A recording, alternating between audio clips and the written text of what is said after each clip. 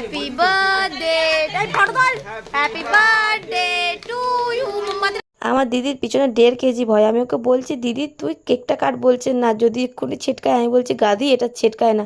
তো যাই হোক ডারকে আগে জিতে কেকটা কেটে সবার ফার্স্টে কী করবে, কেকটা কেটে সবার ফার্স্টে নিজেই খেয়ে নেয়। আমি ভাবলাম হয়তো আমাকে দেবে, আমি হাঁ করে বসেছি, কিন্তু আমাকে দিল না। তারপরে দেবজানীদির কেকটা কেটে শেষমেশ রবিদাকে দেবে। এছাড়া রবিদা কখন দিয়ে বসে আছে কেকটা খাবে বলে, সে দিচ্ছিলই না। ওই দেখো আবার নিজে খেয়ে নিয়েছে। তারপরে একটু রবিদা সুন্দর করে আমার দিদিকে কেক খাইয়ে দিয়েছে।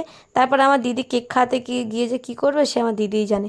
তার আগে আমার দিদিকে আমি একটু স্নোম্যান বানিয়ে দিলাম। দেখেছো একদম পুরো সুন্দর লাগছে আমার দিদিকে। তারপরে শুরু তো আমাদের কীর্তিকলাপ, মানে আমাদের এখানে যুদ্ধ স্টার্ট হয়ে গেছে। এই যে শুধু যে এটা নিয়ে যুদ্ধ হয়েছে সেটা একদমই না, আরও রয়েছে। তোমরা পুরো ভিডিওটা দেখতে থাকো, বুঝতে পারবে। আর আমার মামিকে দেখো আমি কি করেছি, মামির পিছনে আমি আমার নামের অক্ষর লিখে দিয়েছি।